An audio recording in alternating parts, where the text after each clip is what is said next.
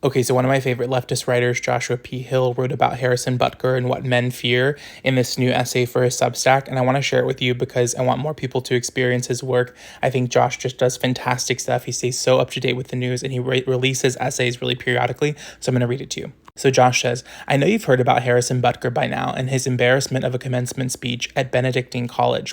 You've probably seen the NFL kicker roasted 6 ways from Sunday for his misogyny, hypocrisy, and aggressive nonsense. People have already written about his stupidity, everyone has memed his nonsense, and conservatives have applauded him for advocating a return to the 1950s. That is exactly what he was doing, unashamedly. Butker delivered countless awful lines saying things like abortion, IVF, surrogacy, euthanasia, as well as a growing support for degenerate cultural values in media, all stem from a pervasiveness of disorder, which is an ugly mix of law and order rhetoric and sexism, a mix that makes no logical sense but scratches a certain itch in the mind of a conservative audience. He goes on to say, I just want to briefly add to the criticism of the Super Bowl winner who will probably run for office before too long. That's so true. I feel like people who face these types of scandals always end up occupying some sort of conservative office. And specifically, Josh says, I want to highlight the inane variety of patriarchal bullshit running through his speech and his apparent approach to the world.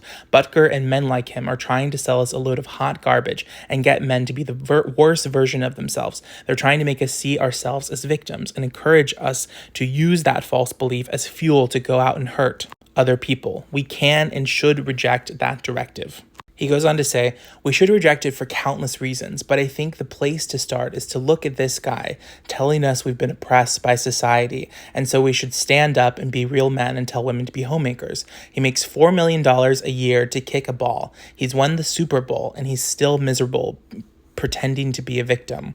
All that wealth, all that success, and he's going to speak at college campuses to tell young women, I would venture to guess that the majority of you are most excited about your marriage and the children you will bring into this world.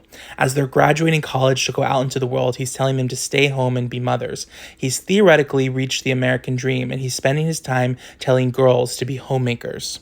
Not to mention his mom's an accomplished physicist.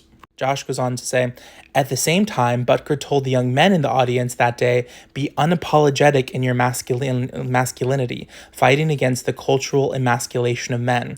It's pretty funny on the face of it. An NFL player is whining about men being emasculated in society. There's bigger trucks and bigger guns and men being just as manly as they want to be everywhere I look. But apparently, the choice of some men to care less about traditional masculinity threatens guys like Harrison, which seems odd given that he's a millionaire who just won the Super Bowl. And yet, when you zoom out a little, you start to see the exact problem. This man has everything we're taught to want, but he's unhappy and insecure and projecting his issues on college kids. Maybe, just maybe, he's not actually who we should aspire to be. So while Harrison's speech is laughable in countless ways, there's also a less funny part here. He should be mocked, no doubt, but we should also recognize that he's emblematic of an era where right-wingers are increasingly saying what they want to say, and that what they want to say is plain bigotry, homophobia, and sexism. Valentina Gomez, a woman running as Republican to be Missouri's next Secretary of State, ran a short ad almost the same day as Butker's speech. In it, she says, in America, you can be anything you want, so don't be weak and gay. Stay fucking hard. I wish I had made some part of this up. You can watch it for yourself. I actually saw that ad too, and it was absolutely ridiculous. You can watch it for yourself. If you'd like to experience 15 seconds you can never get back. He goes on to say that this shift isn't brand new. The backlash to the basic idea that you shouldn't be openly racist or homophobic or bigoted, and ideally wouldn't be internally either, isn't new. We know that. We've seen it developed over the last 10 years or more, but we're at a critical point right now. Do we want people like Harrison and Valentina to be regarded as normal in any way, or do we push back? Do we allow society to devolve back toward the 1950s, or do we find a way to move forward? And men have a crucial role to play here. Harrison and Valentina and countless other far-right-winger provocateurs try every day to harness patriarchy and our fears about our own masculinity to bring men into the fascist fold. Whether it's talking about emasculation or overtly telling men to not be gay, the insecurities programmed into us by the patriarchy and traditional masculinity are buttons the far right tries to press to push us towards being willing to foot soldiers for all sorts of harmful, regressive, and abusive ideas.